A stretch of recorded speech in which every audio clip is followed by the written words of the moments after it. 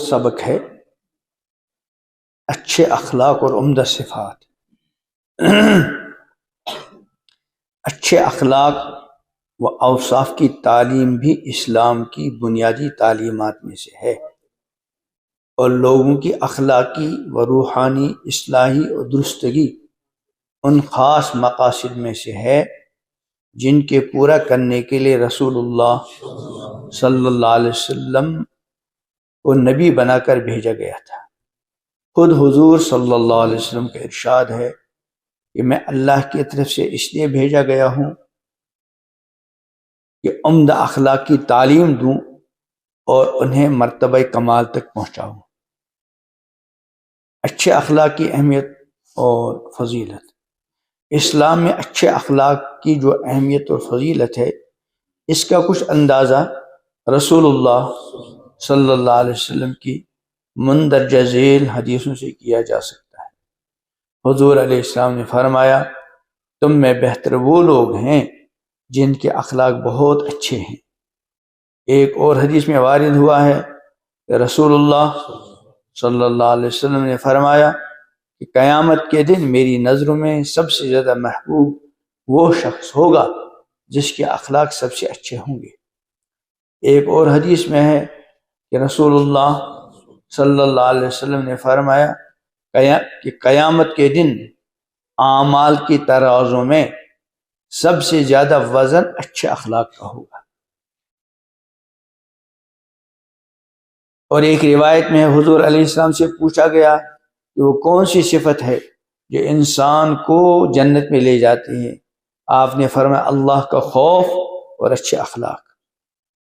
ایک اور روایت میں آیا ہے کہ رسول اللہ صلی اللہ علیہ وسلم نے فرمایا اچھے اخلاق والے مومن کو دنوں کے روزوں اور راتوں کے قیام کے برابر ثواب ملتا ہے۔ مطلب یہ کہ جس بندے کو اللہ ایمان نصیب کرے اور اللہ کے مقرر کیے ہوئے فرائض ادا کرتا ہو، زیادہ نفل روزے نہ رکھتا ہو، نہ رات کو بہت زیادہ نفلیں پڑھتا ہو، مگر اس کے اخلاق اچھے ہوں، تو اللہ تعالیٰ اس کو عمدہ اخلاق کی وجہ سے ان لوگوں کے برابر ثواب دے گا جو صائم النہار اور قائم اللیل ہیں، یعنی دنوں کو روزے رکھتے ہیں اور راتوں کو نفلیں پڑھتے ہیں، اور دوسرا آدمی یہ نہیں کرتا بلکہ فرائض واجبہ سنت ادا کرتا ہے، گناہوں سے بچتا ہے، لیکن اس کے اخلاق اچھے ہیں، تو ان اچھے اخلاق کی وجہ سے وہ اس آدمی کے برابر ہوگا جو دن کو ہمیشہ نفلی روزے رکھتا ہے اور راتوں کو اللہ کی بارگاہ میں قیام کرتا ہے۔ برے اخلاق کی نحوست۔ جس طرح حضور علیہ السلام نے اچھے اخلاق کی فضیلت بیان فرمائی ہیں، اسی طرح برے اخلاق کی نحوست بھی آپ نے ہم کو خبردار کیا۔ ایک حدیث میں فرمایا کہ برے اخلاق والا آدمی جنت میں نہیں جا سکے گا۔ ایک روایت میں حضور علیہ السلام نے فرمایا کہ کوئی گناہ اللہ کے نزدیک برے اخلاق سے بدتر نہیں۔ اب چند اہم اور ضروری اخلاق۔ سچائی اور راستہ بازی۔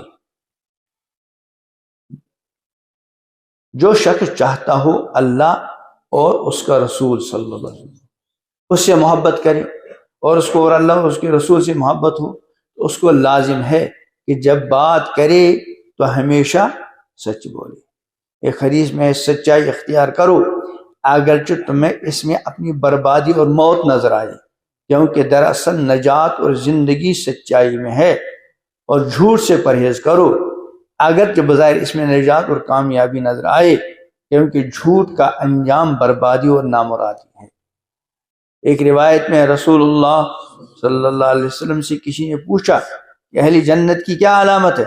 آپ نے فرمایا سچ بولنا۔ اس کے بالمقابل دوسری حدیث میں آپ نے فرمایا جھوٹ بولنا منافق کی خاص نشانیوں میں سے۔ ایک حدیث میں کسی نے رسول اللہ صلی اللہ علیہ وسلم سے پوچھا کیا مومن بزدل ہو سکتا ہے؟ آپ نے فرمایا ہاں ہو سکتا ہے، یعنی مومن تو ہے لیکن تھوڑا بزدل ہے، ایسا ہو سکتا ہے۔ پھر دریافت کیا گیا کیا مومن بخیل ہو سکتا ہے؟ مال بھی ہے لیکن طبیعت میں بخل ہے۔ فرمایا ہاں ہو سکتا ہے۔ پھر سوال کیا گیا کیا مومن جھوٹا ہو سکتا ہے؟ آپ نے فرمایا ارشاد پر نہیں، مومن جھوٹا نہیں ہو سکتا۔ اور آج جھوٹ اتنا عام ہو گیا ہے کہ بعض مرتبہ آدمی جھوٹ بولتا ہے، اس کو احساس بھی نہیں ہوتا کہ میں نے کوئی گناہ کیا، حالانکہ بدبودار گناہ ہے۔ آدمی جب جھوٹ بولتا ہے تو فرشتہ جو ہے بہت دور اس جھوٹ کی بدبو کی وجہ سے چلا جاتا ہے۔ نمبر 2، عہد کی پابندی۔ یہ بھی دراصل سچائی کی ایک قسم ہے، جو کسی سے عہد کیا جائے اس کو پورا کیا جائے۔ قرآن حدیث میں اس کی تاکید اور ہدایت ہے۔ ارشاد ربانی ہے وَأَوْفُوا بِالْعَهْدِ إِنَّ الْعَهْدَ كَانَ مَسْئُولًا، اپنا عہد پورا کرو، یقیناً تم سے قیامت میں ہر عہد کے بابت پوچھا جائے گا۔ اور ایک جگہ ارشاد وَالْمُوفُونَ بِعَهْدِهِمْ إِذَا عَاهَدُوا، نیکیوں کے ذکر میں فرمایا کہ اللہ کے نزدیک نیک لوگ وہ بھی ہیں جو اپنے عہدوں کو پورا کریں جب عہد کریں۔ حضور علیہ السلام نے اپنے خطبوں میں اکثر فرمایا کرتے تھے جو اپنے عہد کا پابند نہیں اس کا دین میں کوئی حصہ نہیں۔ عہد پورا نہ کرنا منافقوں کی خاص نشانی۔ نمبر 3، امانت داری۔ امانت داری بھی دراصل سچائی اور راستہ بازی کی ایک قسم ہے۔ اسلام میں اس کی بڑی تاکید ہے۔ قرآن مجید میں ہے ان اللہ یأمرکم ان تؤدوا الامانات الی اہلہا، اللہ تم کو حکم دیتا ہے امانتیں امانت والوں کو ٹھیک ٹھیک ادا کرو۔ اور ایک جگہ ارشاد ہے اللہ اپنے سچے ایمان والے بندوں کی صفات بیان کرتے ہیں، اس میں یہ بھی بیان فرمایا والذین هم لاماناتہم وعہدہم راعون، اللہ کے مخصوص بندے وہ ہیں جو اپنی امانتوں کی اور اپنے عہدوں کی حفاظت کرتے ہیں، یعنی امانتیں ادا کرتے ہیں اور عہد پورا کرتے ہیں۔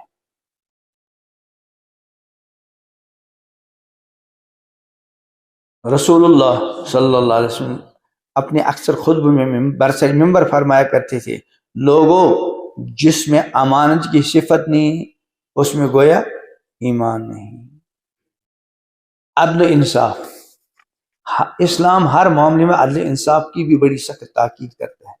ارشاد ان اللہ یامر بالعدل والاحسان، اللہ عدل انصاف کرنے کا اور احسان کرنے کا حکم دیتا ہے۔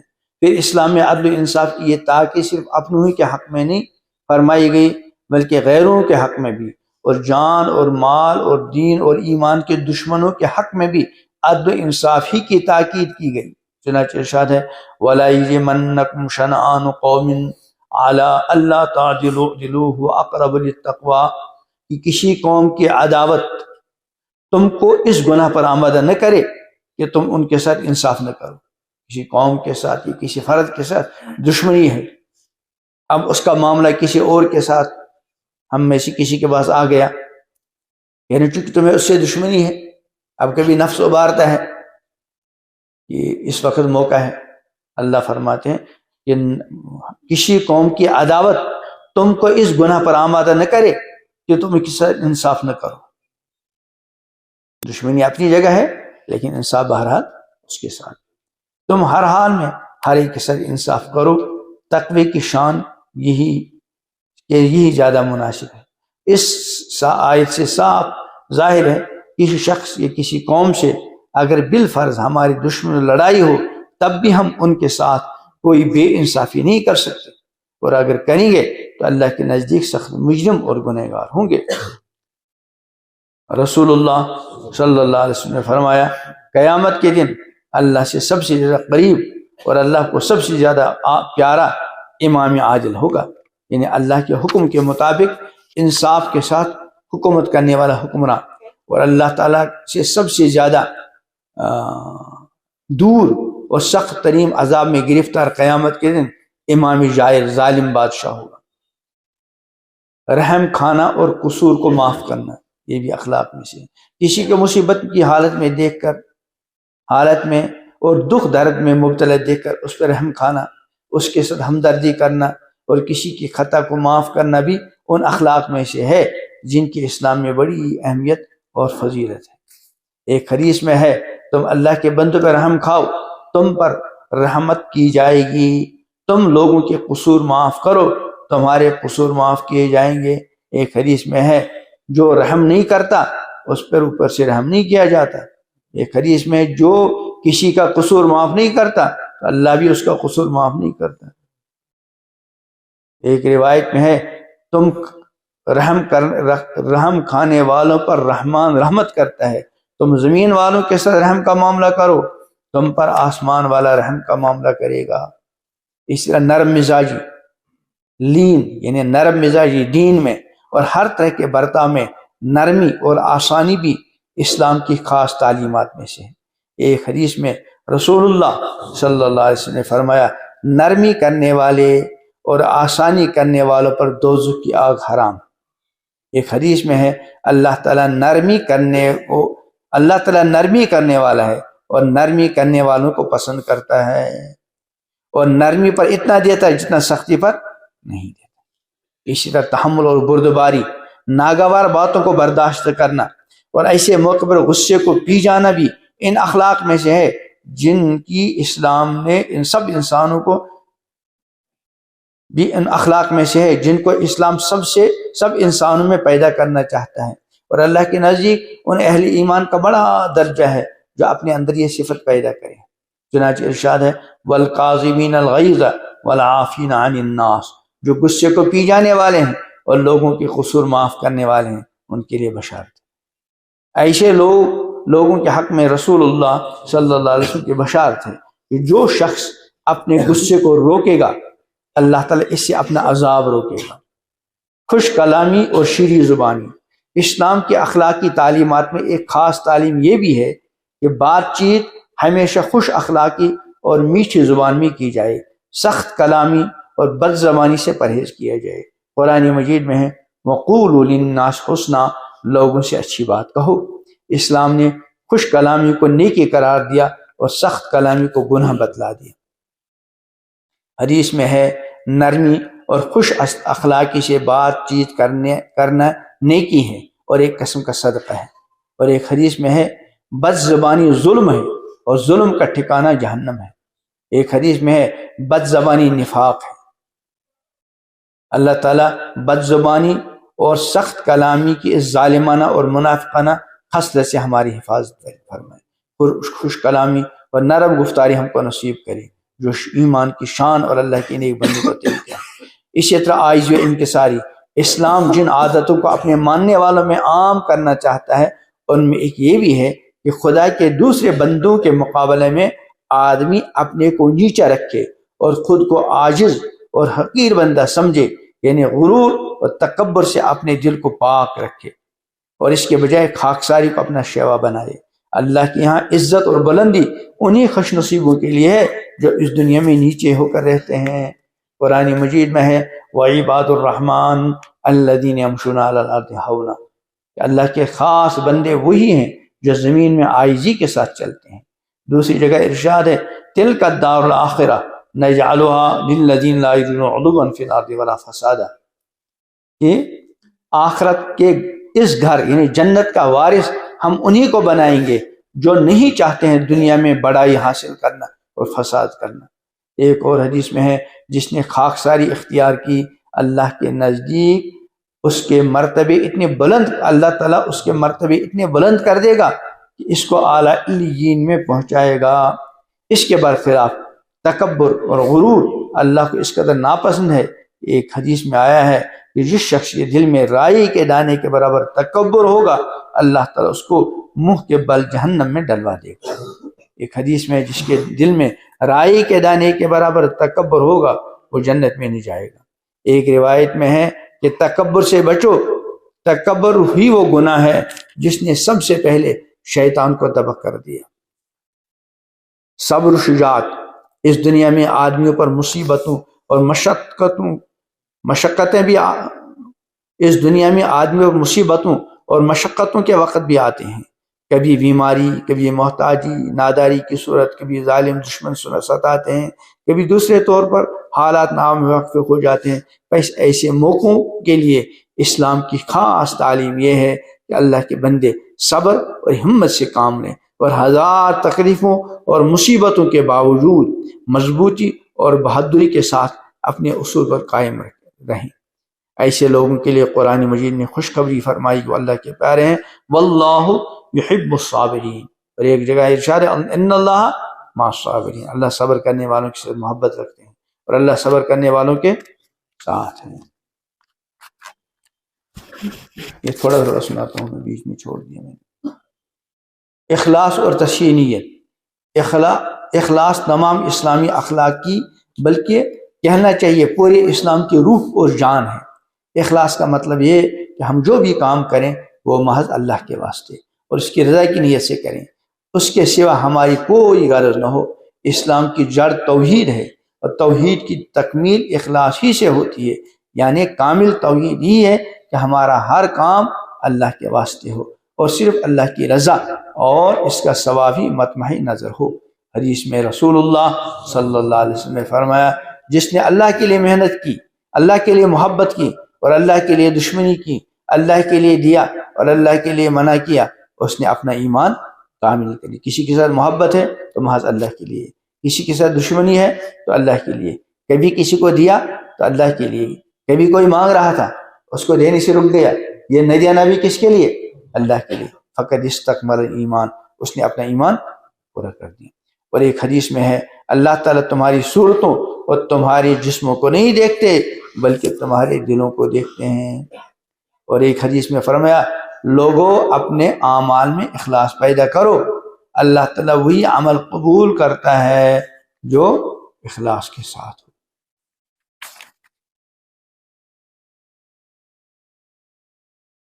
حدیث میں ہے، قیامت میں سب سے پہلے قرآن کے بعض عالم، بعض شہید اور بعض مالدار پیش کیے جائیں گے، سب نہیں۔ اور ان لوگوں سے پوچھا جائے گا، تم نے اپنی زندگی میں ہمارے لیے کیا کیا؟